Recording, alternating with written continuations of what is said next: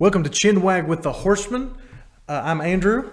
I'm AB. I'm James. We are three lifelong friends who are just getting together to talk about things going on in the world, talk about our lives, talk about things that we've been watching this week, things we've been doing.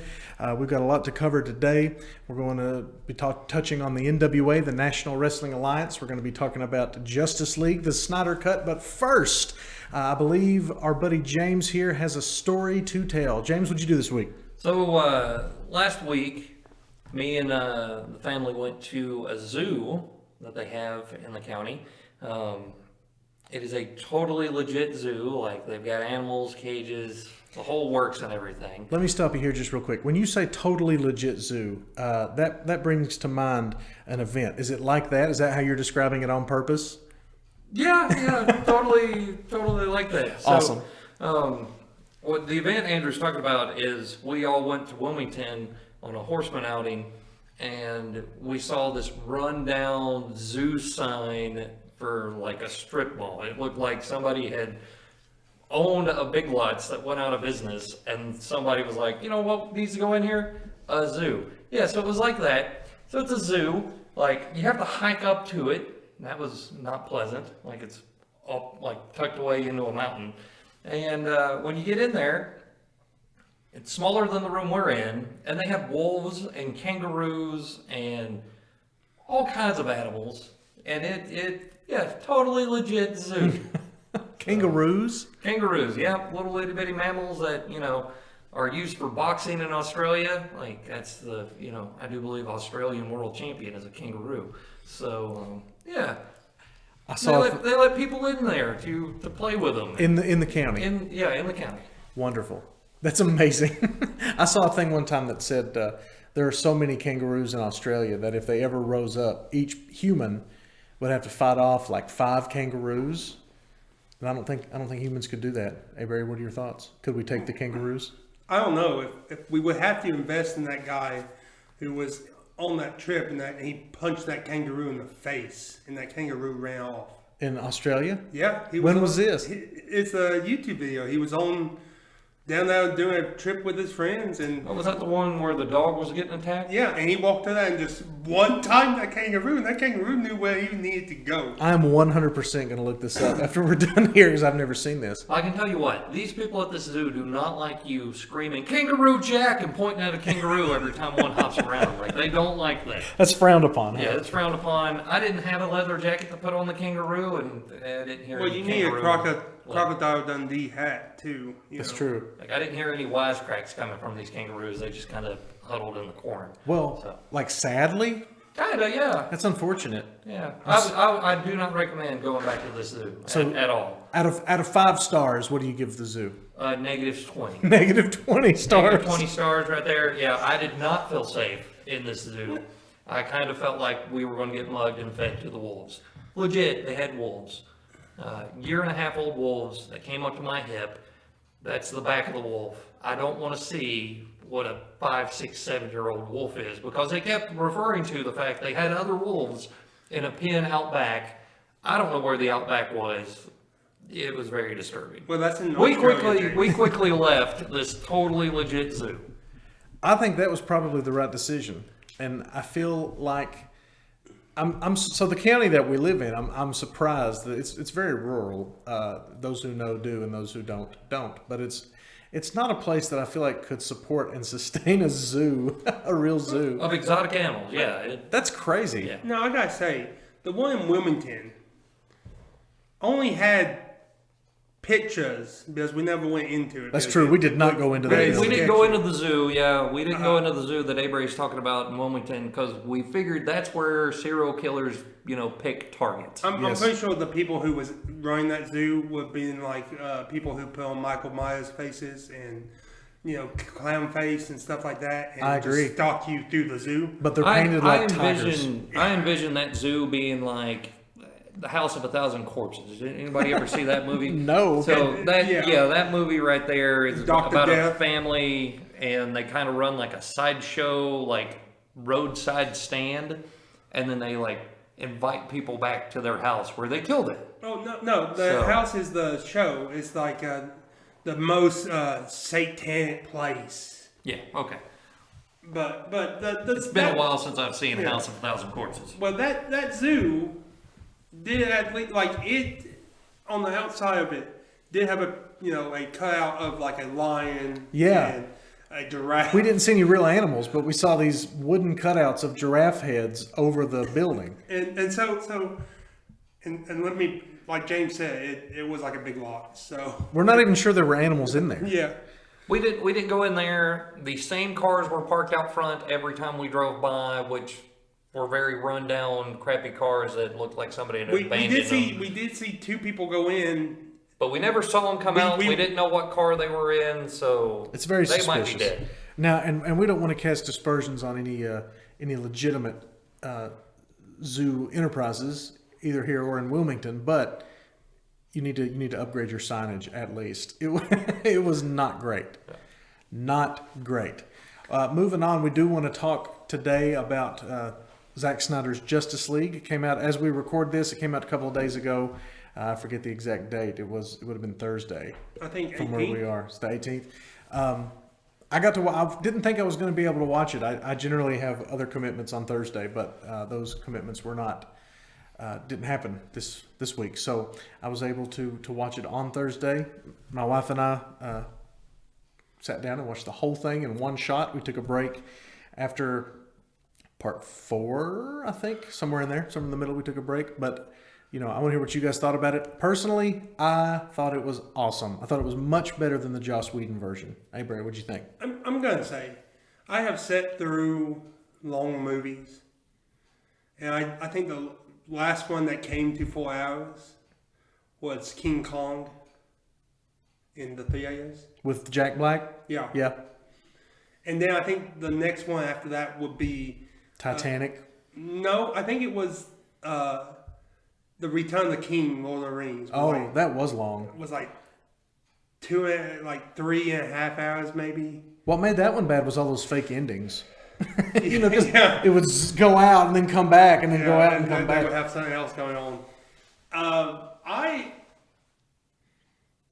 I'm not like the Joss Whedon one was good for when it came out.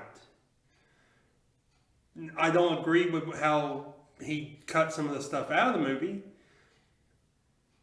but I could see if I was watching in theaters, I would rather watch the Joss Whedon one, just because I don't think my bladder could keep me in there for 4 hours. I mean, when I watched The Return of the Kings, I was ready to just get out. Well, the good thing about when they do release it, they are going to release the Snyder version in theaters. Maybe they already have, but that is the plan. There's going to be a theatrical intermission to give you that bathroom break. To do like wait. the old school. They gonna pull like Gandhi? Gone with the Wind, Gandhi. Yep. Which, if you haven't seen Gandhi, Gods and you Generals, should. like they actually were going to have a break in intermission. it. I do believe the last one that they might have done that was the Commander, Russell Crowe. Master and Commander? Master and Commander. I started that the other day, could not finish it. But so your problem with it then, Avery, Justice League, your problem with it was that it was just too long. And not long in the wrong way. Yeah. Like, so if they gonna do an intermission to break it up, because I did like how they made it look like a chapter. It was like binging a TV show. Yeah, it was like watching individual episodes of a TV show. But I mean, you have to think a lot of people have been spoiled with the Marvel Cinematic Universe, where everybody got their own like intro movie. This is Captain America, this is Iron Man, this is Thor, this is the Guardians of the Galaxy, and got all of that information and stuff out there. And Warner Brothers wanted to put the Justice League out there to try to capture some money off of the big fame and everything that the Marvel Cinematic Universe was doing. And they only released Man of Steel and then Batman vs. Superman, and I think Wonder Woman was out at the time. And then all of a sudden, boom, we're doing a Justice League thing. We have no Aquaman backstory, no Cyborg backstory, no Flash backstory.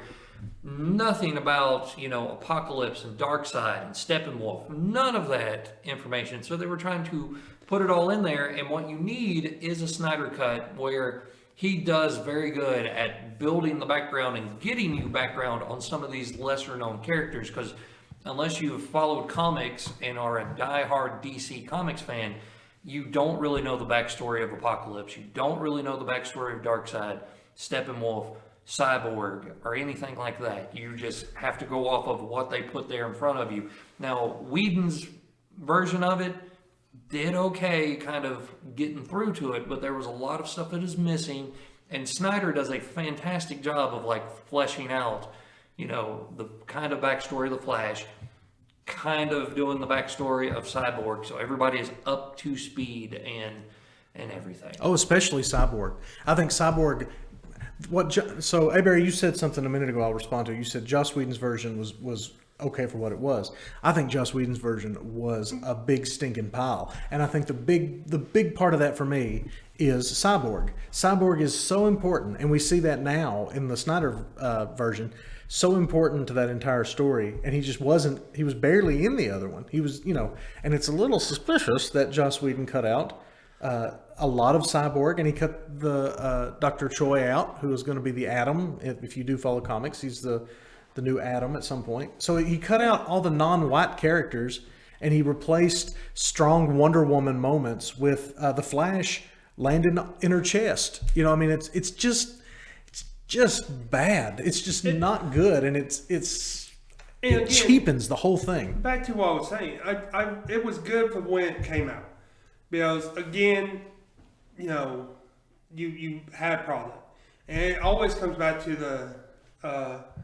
the old adage: if Marvel is doing good, DC is usually doing poorly. Right. When DC starts doing better, Marvel usually goes down. And I'm not saying that Josh Whedon's is the better one of the two, or if Zack Snyder's the better one of the two. Well, I'm saying Joss Whedon's is the worst. I always, you know, a movie for me is just for entertainment during that movie. Now, if I'm going to sit down and rewatch a movie, I will do that. Like I have watched Josh Whedon's Justice League 3 times, I would say. I have watched Zack's once. Mm-hmm. I could tell that Zack hit the better beats of actually telling you how Wonder Woman knew what was coming. Right. He also gave the false sense of hope at the beginning when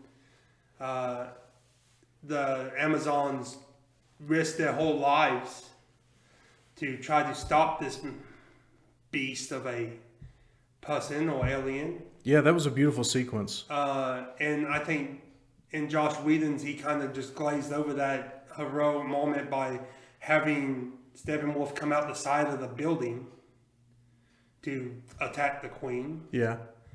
And then, like, I think he also glazed over some of the heroic stuff in Mara as she fought against Steppenwolf.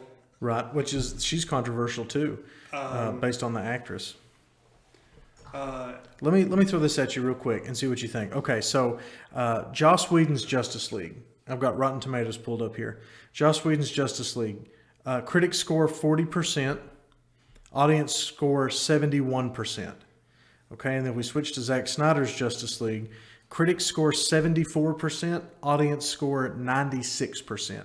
So clearly, both critics and consumers have a preference for the Snyder version of Justice League. Well, but like, and I know it's a 4 hour and 2-minute long movie, and yeah, it's a daunting task to sit there for it. But the pace of it is really good that you don't realize that 4 hours have completely passed.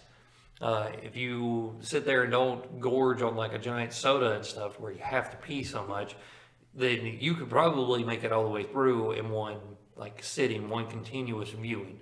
Yeah, granted, you're dedicating 4 hours of your life to sit in front of a TV and watch something, but if I'm going to waste 4 hours, watching the Snyder Cut is my choice. I'm not saying that it's not worth going to watch. I mean, if you remember the 2 movies I quoted that had the same about runtime I think everybody has probably seen and thought, wow, this is a pretty good representation of this medium. Yeah, they're all-time classics. Gandhi is.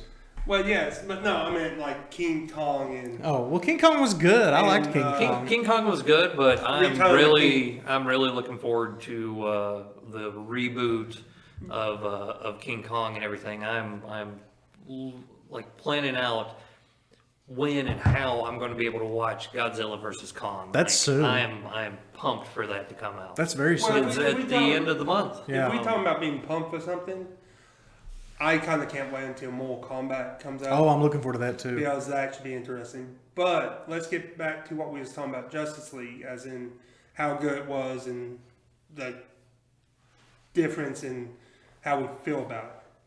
Like, I feel great about Zack Snyder's cut. Yeah, I probably will sit down and rewatch it. I will for sure. But again, you also have the breakup that he gives you, that if you only have an hour to watch one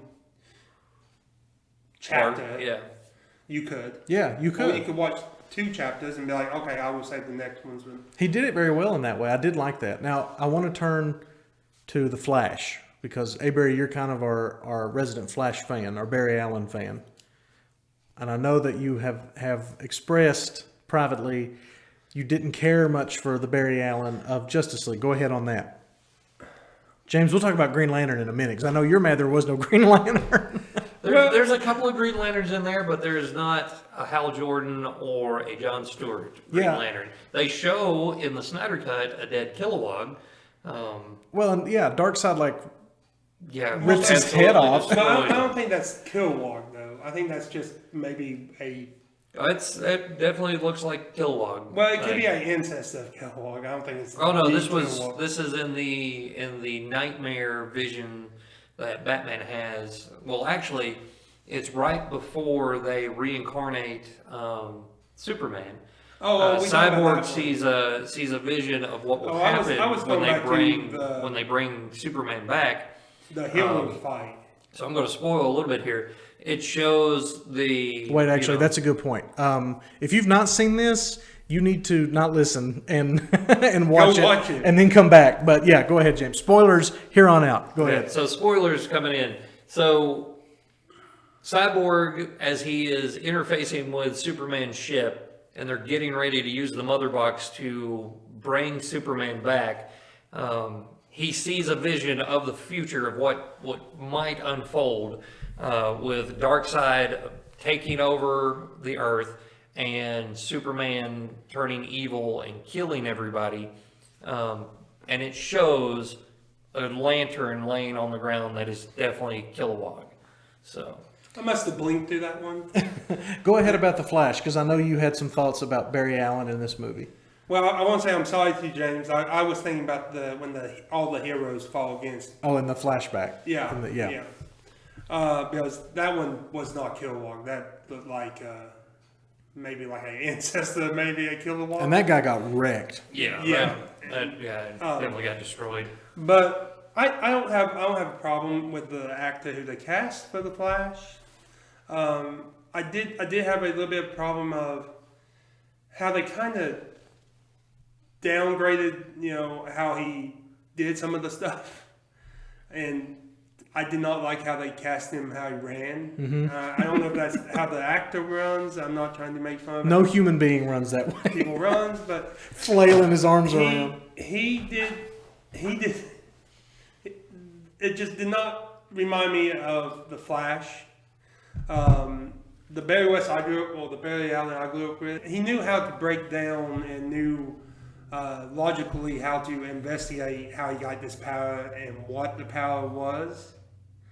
And I'm not saying that they couldn't flip it on its head because, you have the Flash TV show that he was a young CSI when he got his powers.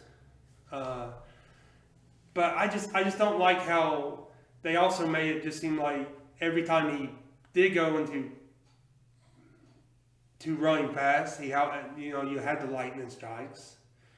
I don't think the Flash needs that. You can kind of ramp it up and make him have some motion blur.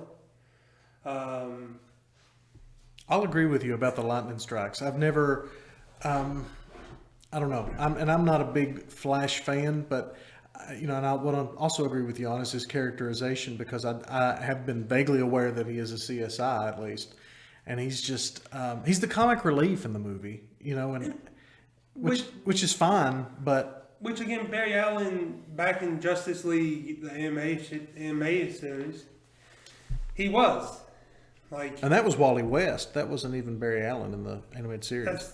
That's true. But what you're saying is, or what I think you're saying is that they do mischaracterize him a little bit, and I agree with you. But I will say in their defense that the Snyder version of the Flash, I think, shows the potential to get to that CSI. Because at the end, and this happened in the Whedon version too, but in the end he got accepted into the crime lab to work. So they're building towards that if they continue with it. But he seemed much smarter this time around than last time. Well, there's a bigger plot hole at it. I mean, so he's walking into. If you haven't seen it, go watch it. It's a good movie. But there's a scene where he's going to be a dog. He's going to go help in a pet shop. Yeah. And he passes a woman who you learn, like, nothing in the movie tells you, but if you look at IMDb, you learn that she's going to be Iris West, the love interest of Barry Allen. He goes in and she ends up having a car wreck. And literally, he stands there as the car wreck's happening, like it looks like he has to charge up his powers to then speed off to save her. And then he goes through a window to save her, which again, if he can move fast as a light and fast enough to turn back time, which he does in the movie. Yeah, but he has to build up all of that speed. He has to have a great distance to be able to build that up. I get that. And I mean, if we're gonna sit here and poke holes through it, how about the parademon shooting him while he has been circling Chernobyl, trying to build up enough speed to help Cyborg interface with the mother boxes? That goes back to the same thing of, it's not that the parademon linked up and shot him. It was just he pulled the trigger at the right time as. Oh no, there are scenes in there where the parademon is shooting at him and is literally just barely missing behind him, which means the parademon is tracking at some point and then finds exactly where he's going to be and hit. He's going in circles. But still, he's built up so much speed because he builds up enough speed to turn back time in a short little run up to spark the mother box to bring Superman back. So he's circling Chernobyl, and he can't. He gets shot by a parademon. There's inconsistencies right there with his speed and the Speed Force. If we're gonna point that out, then at the end of that, he builds up enough in maybe a 5-second scene to turn back the whole clock, to then build up enough thing to hit Cyborg into the mother boxes. I think maybe it's just one thing about the window and one thing about what you're talking about, what James is talking about, where the parademon hits him. And I'm not making excuses, but he does say he says, I can't hold this, I'm slowing down, or something like that. Like he can't keep going that fast. Maybe the parademon got lucky at that point. I don't know. I agree with you though, that it is kind of odd that ridiculous brainless parademon was able to finally hit him, finally snipe him from 2 miles away. But the window, do you guys remember, and this brings up another story that we won't tell. You remember The New Frontier? Justice League, The New Frontier? Yeah. Okay, so in the comic, The Flash is still, this is written by Darwin Cook. It's a beautiful book. If you've never read it, it's a beautiful wonderful. movie. It's a wonderful movie too. The Darwin Cook stuff is great. He's passed away now, but you should definitely pick up New Frontier if you're into the Silver Age of comics. But Flash is still pretty new at his powers in that comic. Mm-hmm. So he's going to save or capture rather, Captain Cold out of his helicopter. Well, save Iris West. Well, Iris West is safe, so he's got to capture Captain Cold, who's escaping out of a helicopter. So he runs up the flight of stairs and goes to vibrate through the window and gets the wrong vibration frequency and smashes the window. There's glass coming. And there's a thought bubble that doesn't, in the movie you can't really do thought bubbles, but in the comic the thought bubble comes out that says, oh, I picked the wrong frequency to vibrate through the window. So in my mind, when I saw him crash through that window, it was an homage to Darwin Cook and Barry Allen learning that kind of stuff. Which is fine. I am a sucker for homages to old stuff because you gotta know where you come from to be able to push forwards. But my problem with it is like he's jumping through and he's putting his one finger and like you see the glass is pushing, and then it shatters. Well, he got the wrong frequency altogether. And like he was totally wrong. And like I thought, I'm just watching this, and then you see him like stopping in mid Speed Force, his molecules is probably still moving when everything to him is going in slow motion. To then cradle her and not really save her, just cross her arms and like lowers her down, and also to steal a hot dog. But then at the ending of it, he stays there, so now it's back up to normal time.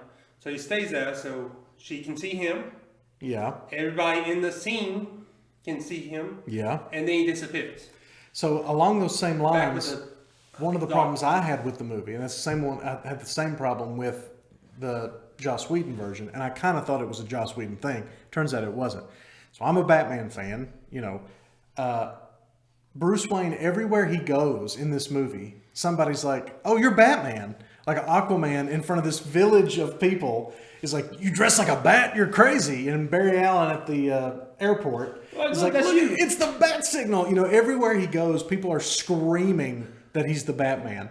And so one thing I think about that is, he's been Batman for 20 years, they said, right? 20 years, something like that. Years. So he's been Batman for 20 years. Maybe at this point, no, he didn't retire. He's just... but they said they took time off.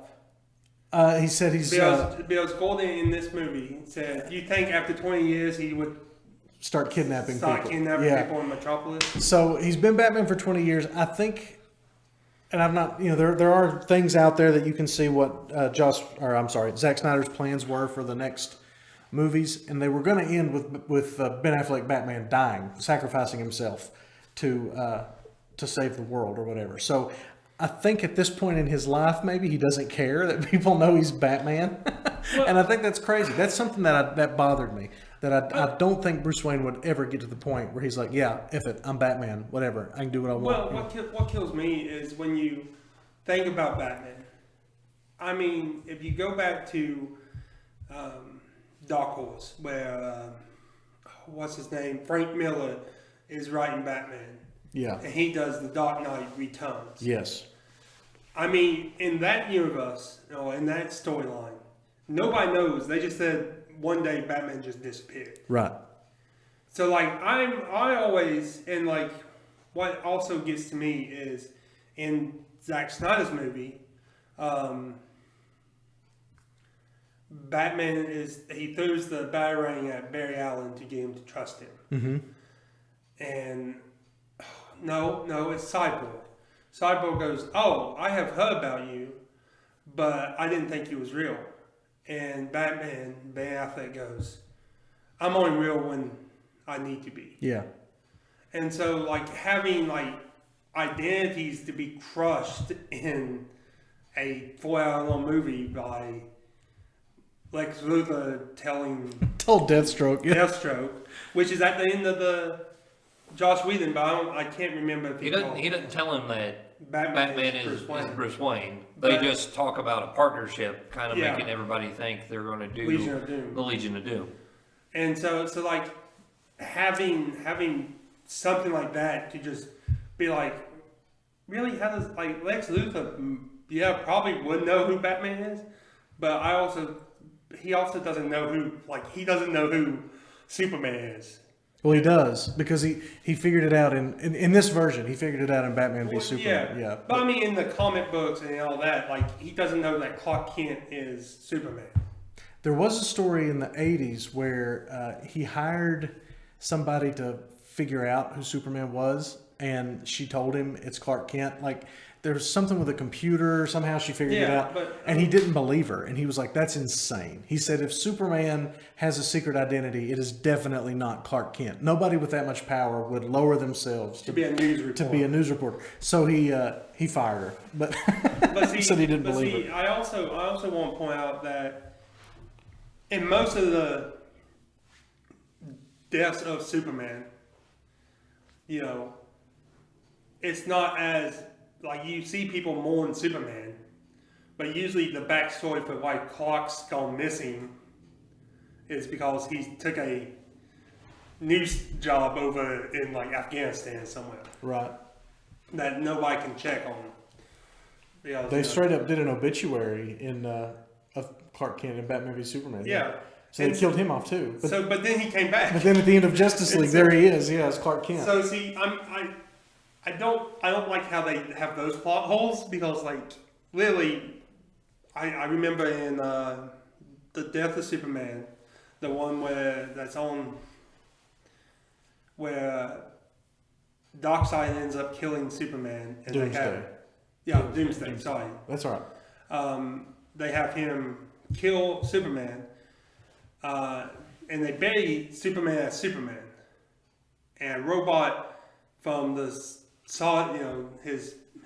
what's his place? The Fortress of Solitude? Thank you. Yes, sir. To come down and, like, dig him out so they could repair him, pretty much. Just put him in a thing that just has sunlight beaming in to heal him. A hyperbolic sun chamber. Yeah. To steal Dragon Ball Z stuff. Hey, if it works, it works. And that's why, that's how when I saw him in the black suit, and that he gun-hoed it, you know, up into the sky so the sun rays could soak into the suit, was great, because he needed that so he could keep his cells regenerating. Mm-hmm. So he could be strong enough to take on all the android Supermans or take on Steppenwolf.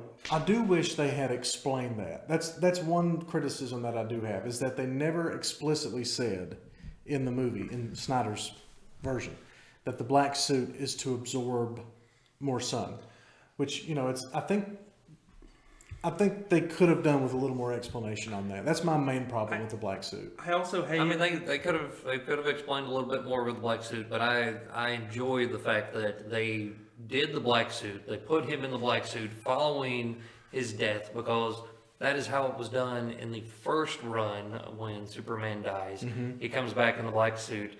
Everything gets explained in the comics why he's in the black suit and everything. But they wanted to cut through that kind of stuff and just continue on with the story. It's better than Josh Whedon's version, where he's in his regular old suit. He's regular old Superman because he remembered Lois Lane and his mother. Hooray! Like that rubbed me wrong the first time. I'm just gonna poke another hole into the whole Superman thing. The ship he got on to get the suit was Zod's ship. No, it wasn't. So it was. No, it was. No, it wasn't. It's the one man in Metropolis. Yeah, but that's not Zod's ship. That's not Zod's ship. That's not his ship? No, that was the ship that was in the Arctic. When Lois Lane, in Man of Steel, and this is way back. Zod was using it. But it was not Zod's ship. No, it wasn't. The ship in Arctic that they was researching in Man of Steel. Yeah. Was the one they got on that was that had Zor-El. Right. To tell him the story and tell him about the ass. Yes. Okay. He moved it. Yeah. In Man of Steel. He moved it somewhere else into the Arctic. Zod went and got it. No, Zod had his own ship. Yeah, he did, but he didn't have the birthing chamber that the ship in Metropolis has. Yeah. That they put Superman in, that Lex Luthor put Zod's corpse in to create Doomsday. Well, I get that, but, like, Zod goes and did gets... I miss that in that one? Yeah, you must have. Because he goes and gets that ship, and then Superman crashes it in Metropolis. And Zod says something like, if you crash this ship, you kill Krypton or something like that. And Superman says, it's already dead or something, and crashes it. There are bodies on there to reanimate. Like, Zod was going to reanimate them, and they show decomposed Kryptonian corpses inside pods when they first go into the ship. Well, then Superman needs to steal that ship back and put it back up in the octave. Yeah, I don't disagree. I did always I- think that was weird that it was just chilling in the middle of Metropolis. Because as I thought about it, because when they brought his corpse back on, and Cyborg goes, it knows he's here. Yeah. And I was like, but why? Ain't that's Zod's ship? No, I it think was, that's why I was. No, that was the ship. So I missed that. I must have overlooked that when I watched it in theaters. 15 years ago or whenever it came Yeah. out. It was a while ago. But I just some of that stuff, because again, this facility had major breach. 8 years ago. Was 8 when years Man ago. of Steel came out. My apologies to I everyone was in involved. New York City when I watched that movie for free. Well, not all of us can So- sneak into a movie theater, eh, Barry? I watched it for free too. I was working for Walmart at the time, and they were doing a promotion, and they had a bunch of free tickets. Yeah. And so I got one. My wife got one. My sister-in-law, and my sister. We all went to watch Man of Steel. I don't know how the other the guy up in New York that gave it to me, but he gave me 4 tickets that he was like, I have these for some reason. And I went and watched Man of Steel, and then I gave a ticket to somebody, and then I went and watched World War Z. So I'm the only person who legitimately paid to see Man of Steel. So everybody in the listening world will know. And I mean, Well, I will always remember when we went and saw Superman Returns, and Brendan Rolfe. Yeah. and we've, for some reason, our friend Casey, who's not here, who you'll meet in later episodes, He's the fourth horseman, though.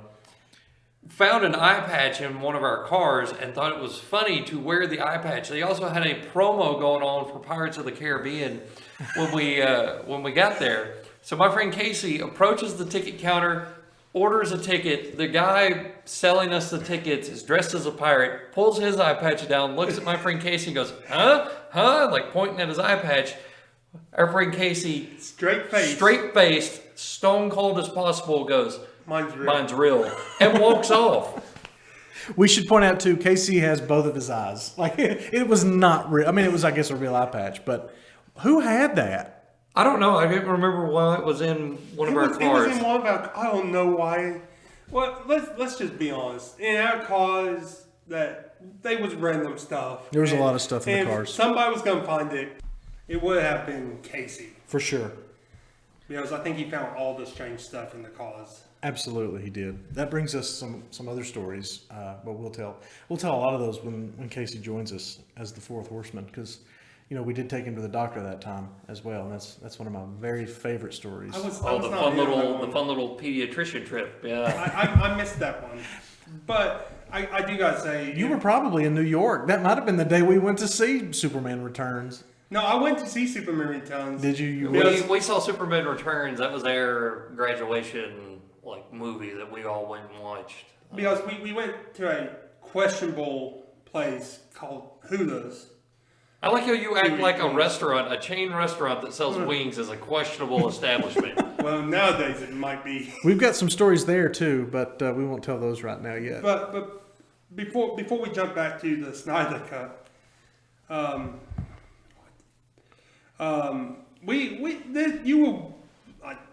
you will learn that we have a bunch of stories, and we will interject the stories as we go.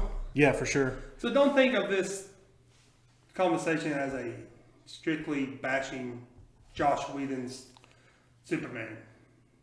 No, mine was. I really just thought that was crap, and I thought that Zack Snyder's was much better. I mean, Whedon just needs to stick to the Marvel universe. Okay, he only did one. Yeah, and it was a really good one. It was really good. And his other claims on some Buffy and Firefly. That's true. Firefly's a great show. Firefly is a fantastic show. And It should have Serenity- been canceled. And Serenity was a great movie. I agree. They used Serenity to wrap up Firefly because the network was like, nope, we're done. Who cancels a space western? Fox. The same reason why they wanted the anti-Crosbys. That's the reason why they got rid of King of the Hill. King of the Hill. King of the Hill should have wrapped up with the very last episode where Bobby learns like he's a state critic and he ends up grilling with Hank, and it should have ended with that. I don't agree with the whole Boomhauer cliffhanger. So if you've not watched Sirloin to Love, that's the name of the episode that should have been the series finale of King of the Hill, but they did like 4 more after it. They end on a cliffhanger with Boomhauer being a Texas Ranger. That would have been a great spin-off show of Boomhauer being a Texas Ranger. I'd still watch that. I would watch that. But back to discussing stuff that we missed and wish we got to see in Zack Snyder Cut. Seeing Martian Manhunter for the first time, which, by the way, I think it's the same actor that did in Supergirl. No, it's not. Is it not? No, but it's the guy he's been a general. He was a general in Man of Steel, and he was the Secretary of Defense or whatever in Batman v Superman. Yeah. I think he's on the blacklist, and he plays. Gosh, hang on, I'm gonna get his name. Keep going. I'm gonna get his name. Because again, that brings a backstory to him. That, it's awesome. He's been there for years. Which I hope they try to tweak in that he's a private eye. They should. I always loved that. I didn't like that his weakness is fire though, but Harry Lennox is the actor's name. Okay. He's very, very good at it. He's an excellent actor. Well, he has some of the same characteristics as the one that's on Supergirl. I've never watched an episode of Supergirl, I'm going to be honest. I didn't really care very much for the CW, like DC universe that they had going.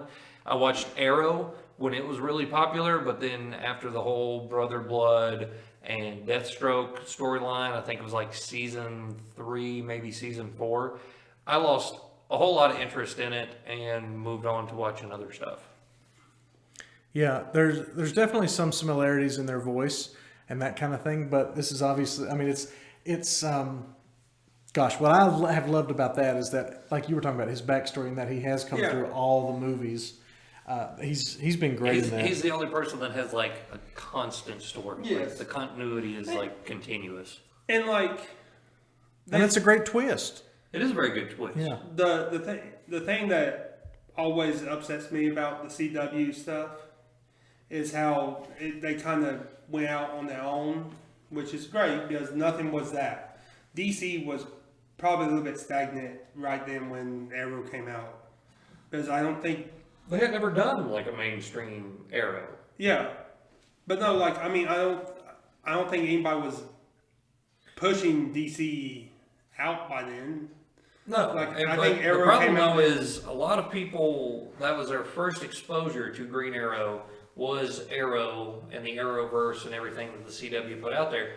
And which I don't think it's the a Green design. Arrow, it's not a bad design, and I mean they were just going off of the fact that he's a lesser known character for an extent, and they were able to tweak it and modify it to bring it to like a new audience, and it worked. But like there's a whole lot about Oliver Queen's like backstory and everything that are in the comics that if you're going to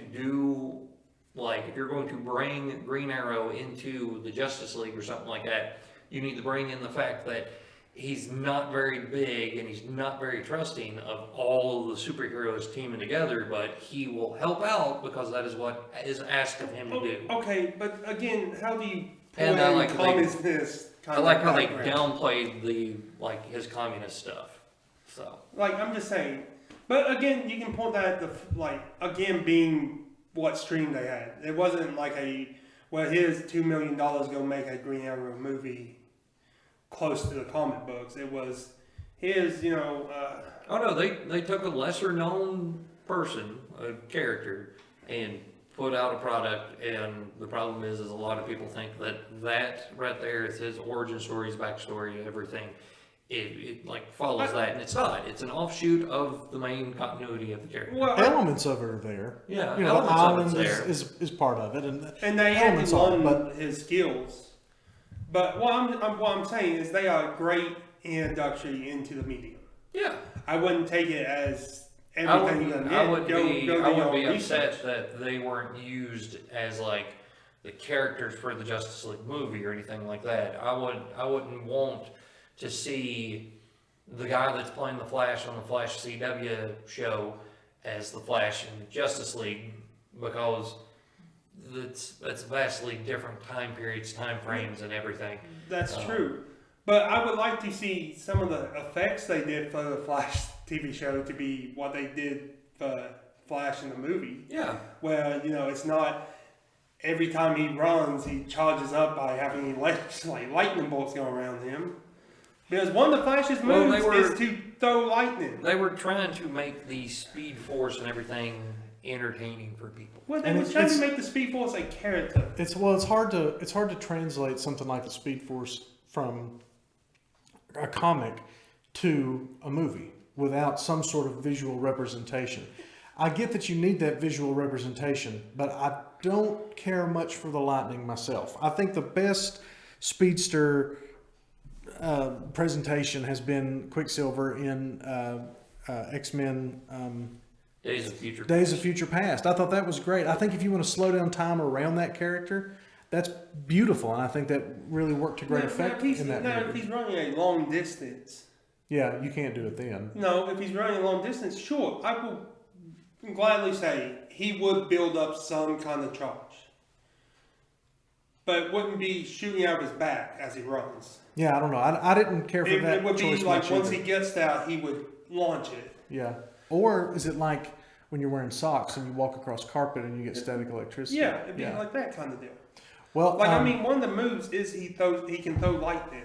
Yeah. Because he runs so fast, he gets that charge.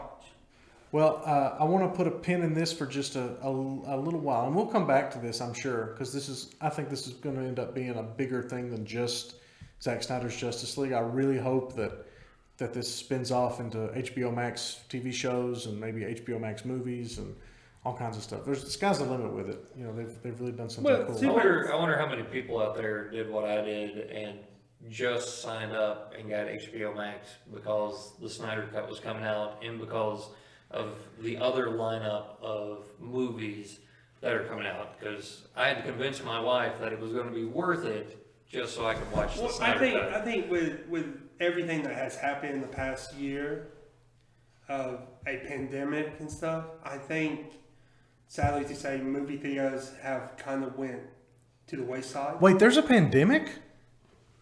That's a joke.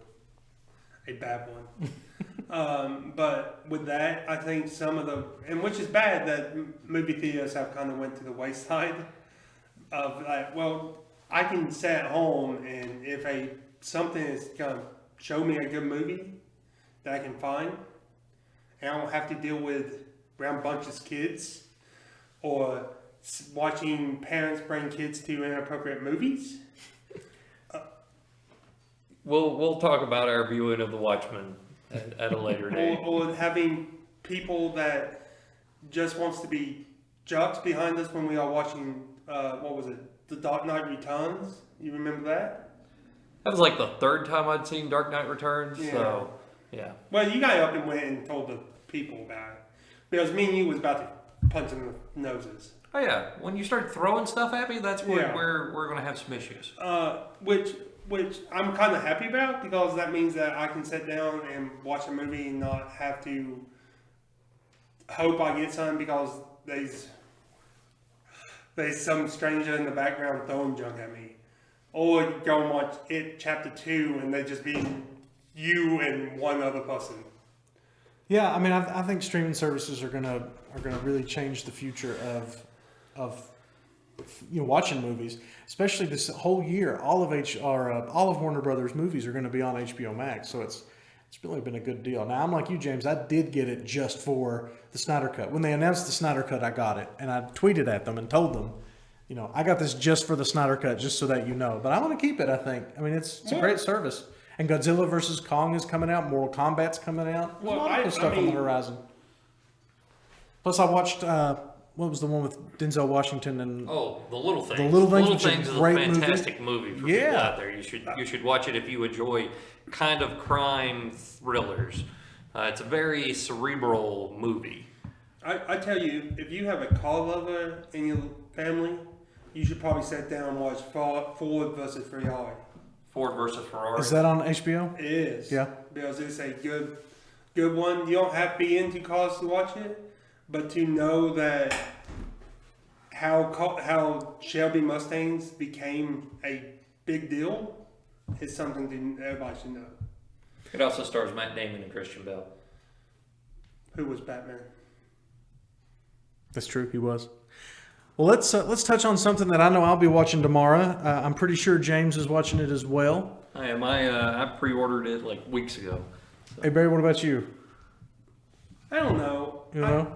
Well, we are talking, of course, about the National Wrestling Alliance's pay-per-view on Sunday, March the 21st, and that is Back for the Attack. So I'm very excited for it. I don't know if you have seen the Nick Aldis, Aaron Stevens video that they put out yesterday, I think. Have you had a chance to watch that? I hadn't been able to watch it yet. I know they released it and just didn't have time to get around to it yesterday to watch. So Well, if it's anything like the previous hype videos that they've done for the 10 pounds of gold matches, then it's probably very well done. It is. It's like that. The thing that I'll say it did for me is, so Aaron Stevens, you know, if you're a wrestling fan, you know, he's been known as various characters over his career. Damien Sandow in WWE, you know, he was the question mark, his student, and we do want to take a minute to recognize the passing of Joseph Hudson, who's the question mark, and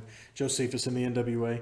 But Aaron Stevens has sort of not really been a serious wrestler much, you know, and, you know, good for him. He's making his money, whatever. No problem there. Well, he's making his money. He's making his money. Yeah, and that's fine. I don't have a problem with that. But in the video, because he's been announced as the challenger for the NWA World Heavyweight Championship. No, Sweet Charlotte, yeah. The 10 pounds of gold. I'm going to just interrupt for a second. Please. He has the skills to be a main player. Yeah, I agree with you. I'm just throwing that out there because with what he did in WWE before, like he can wrestle. Yeah, absolutely he And can. he has the stuff. I think he wrestled in school. I think, wasn't that one of his things? No, that I don't know. I don't know. I can't remember to his first gimmick. Well, I completely agree with you that he's very underrated and hasn't really been used to his full potential in other companies. But the video addresses that, and he talks about how, you know, this match and this opportunity at this championship, he's taking it very seriously. He's basically a completely different, you know, Aaron Stevens than we've seen. And it really got me behind the match. You know, I wasn't super excited about Aaron Stevens versus Nick Aldis just based off of sort of the gimmicky way he's been in the NWA. But you're right, Barry. He absolutely has got the skills for it, and I'm excited for the match myself. I'm kind of interested in. I have looked at the. I mean, Aaron Stevens is one half of the NWA Tag Team Champion. That's true too. Well, I have looked at some like the matches that's going to happen, and one that's intriguing me a little bit is I think it's the women's match. Yeah. Where Thunder Rosa is wrestling for the belt. No, not for the belt. It's for the number one contendership. Okay. Yeah. Which brings up to another thing that we probably will get into is having wrestlers from different companies wrestle in different programs. Right.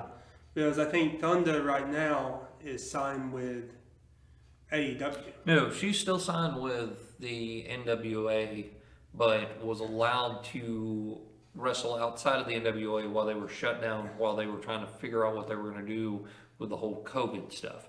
Because what makes the NWA a far better product, in my opinion, and Andrew will probably agree with this, is the fact that it goes back to studio wrestling that happened in the 70s and the 80s and a little bit in the 90s of the, like, it's not as overblown product that, like, some wrestling entertainment that is put on out there is. It is actually two guys in the ring putting on a good product, telling a good story in the match and everything, and that is what makes it nice. And the fact that they film in front of a very limited studio audience, it is set in a studio. It's not no big giant arenas where you can have camera tricks and everything behind it.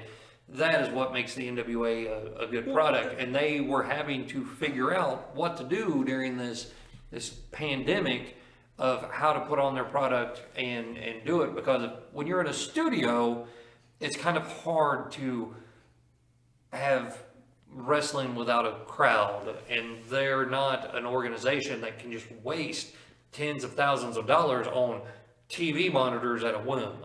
Yeah. That's not what I was getting at. I'm just getting at the whole thing of that you got, well, fine. So she signed with NWA, but she's now in a storyline on AEW with, I think, Britt Baker. So I mean, it's another discussion for another episode. Right. But it's just one of those things that we should just look at. Yeah, I agree. I mean, it's an interesting time to be a wrestling fan. And as far as Camille goes, I think this is going to be her second televised match. I think she had one on Primetime Live with the UWN. She did. I think this will be her second. This is probably her biggest match for a number one contendership. Well, no, And I mean, they were building towards Thunder Rosa and Camille before they got shut down back when Power was going, and Power was hands down the best weekly wrestling show that was being put on at the time. I agree. It was on YouTube. It was free. It was an hour show, but in that hour, they conveyed storylines that some companies can't even get across in 2-3 hours. Yeah. So. Definitely. Or that some companies will drop because it didn't get the biggest batch. Yeah. And I'm not saying that NWA is weaker to AEW. I'm one of these people that will sit down and watch a show, but I'm not one of these people who. I used to be a diehard wrestling fan. I used to catch Monday Night Wars back when WCW and Monday Night Raw was battling, because you could watch WCW at, I think it was at 7 to 9, and then you could flip over and watch Raw to 11. So I know wrestling. It's hard right now to be really involved in any program because it's just hard to sit down and watch a 2-hour program or an hour program. Do you know the rest of the card? Because there is the World Championship match, Aldis and Stevens. There's the women's number 1 contender match. There is also your favorite NWA tag team is going to be in a fatal 4-way against each other, but the War Kings are taking on Slice, Boogie, and Clearwater. Jordan Clearwater. I who put on a phenomenal match against Nick Aldis on Primetime, and that's what got him a spot on this card. It's not that I'm saying that NWA is a weaker program.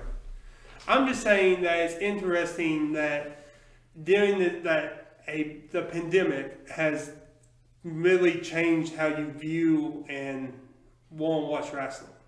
Yeah. Because it has put a curveball in so many things. Which brings back to what I'm saying, having wrestlers go to different avenues now. Yeah. Where everybody kind of has to be a partner to be able to put out a somewhat of a good program. I don't have a problem with that necessarily. I do have some issues with some AEW presentation, with some WWE presentation. The two, I think we can all agree those are the two largest promotions available. Certainly with the most money behind them. So I do have some problems with them. But to James's point, and I completely agree with what he said about studio wrestling and how this is something of a throwback product. But it's the sports-based promotion or product that AEW said they were going to be. And AEW's done some good things. They really have. They've done some great things, but they've also done some things that it's questionable. It's questionable. But I would not mind seeing, for example, not the Revival, FTR come challenge for the World Tag Team Championships. I'd love to see that. I'd love to see Cody Rhodes get that third match with Nick Aldis. You know, we've talked about that before. But also on the card for Sunday, we went over the four-way. We went over the women's match. Elijah Burke, the NWA World Television Champion, is defending against Tom Latimer. I'm such a fan of Elijah Burke. Elijah Burke, you remember him, the Pope. You remember He's the Pope. You remember Elijah Burke. That's how he's building in the NWA is as the Pope. Yep. Now, I'm really excited for that match if too. If he can stay, because I remember him in TNA. Mm-hmm. I remember him in Ring of Honor. He was in WWE too for a little bit.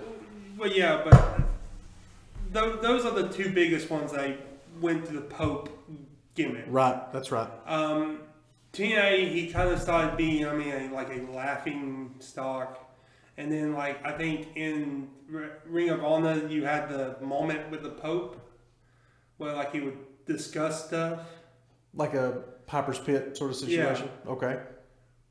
I mean, it's been a long time ago. I can't, But I just don't. If you get too much into your gimmick and you ain't getting over by winning matches, it's kind of hard to be like, yeah, I'm going to keep using the gimmick. So I don't disagree with you there, but what I'll say again, and the NWA has made better use of these folks, these wrestlers, than other companies have. He really, you remember when he won the championship, right? Mm-hmm. On Primetime Live, he was, Zicky Dice was the champion. Burke had the opportunity. Dice beat him down. Burke sold, the beat down, great, and then came back and won the match. So he got himself over with me then, and also with his interview style, which is very reminiscent to me of Dusty Rhodes. He's calling people daddy. He's elongating those vowels. I just love Elijah Burke. I can't wait to see what he's going to do. Have they announced if they're going to do the TV time limit for that match? They haven't said, but you have to assume they will. I would assume they would contest it under that rule. Yeah, I would think so. Because that's what they've done on Power on Power and every other time that it has been defended. Yeah. And they have the 7 rule in 7 successful title defenses. Then you challenge for the 10 pounds of gold. That's right. Yeah. Which no other promotion has anything like that for a mid card. No, it's like there are actually rules to this thing. Like it's a real sport. Then also appearing at the show, J.R. Kratos, who is awesome. He is like the other half of the NWA World Tag Team Champion. That's right. But he reminds me a lot of Wahoo McDaniel from Mid-Atlantic Wrestling. He's just a big dude. Now hang on a minute, because you're gonna like this, Barry. He's wrestling the Funkasaurus. Tyrus. Okay, let me tell you. That's Barry's favorite wrestler. No, it is not. There's only certain names that so you will learn through this whole thing that when my father would tell me about wrestlers and my dad was able to meet random people. He just had one of those skills that he could meet people, and he knew Wahoo McDaniel, and my dad was like, if you wanted to watch a person wrestle, you need to go watch Wahoo McDaniel. Yeah. And again, my dad wasn't one of those people who told you that you needed to do something, but if he talked about seeing somebody wrestle, you should do it. Because that person made an influence on him, and he didn't do much. Like, he didn't go see many movies. The only movie I know that he sat through was Gandhi, and he said that was a good movie. And he loved Forrest Gump for some reason. Who doesn't love Forrest Gump? That's true. That's true. Everybody loves some Forrest Gump. But he was one of those that reserved, praise for a person who deserves it. So, like, he loved Wahoo McDaniels, and he was a fan of Gaylord Perry. So, if you got praise from him, you, like, me and James took notice and was like, that person probably was a good man. Well, I'll tell you, I think your dad would like J.R. Kratos. He's got the same Wahoo McDaniel style. He probably would. And because me and my dad, before he passed away, would watch WWE, and my dad would be like, what's that doing? That's not hurting nobody. Yeah, They should somehow bring back Wahoo McDaniels, let him strike you in the chest, then you know a punch has been landed. No doubt.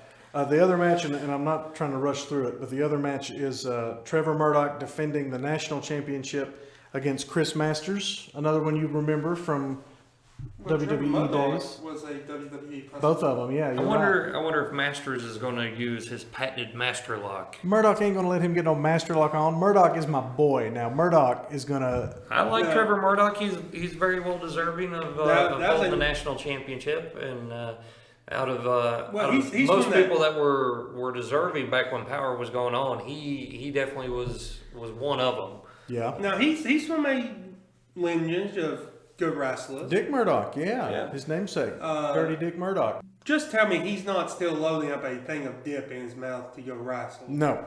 He's not doing it, but, he's a good old boy from Tennessee. He probably still does Waxahachie, Texas. Waxahachie, Texas. Sorry about that. My apologies. He probably still puts a dip in, but that's one thing when his gimmick in WWE was he would wrestle with a dip of snuff in his lip. And I'm like, nobody, even a good old country boy, would not load up a big dip of snuff that pushes out the cheek or pushes out the bottom lip and fight somebody. Stan Hansen did it in WCW. But he didn't poach it. Oh, my boy. Stan Hansen had chewing tobacco, not even snuff.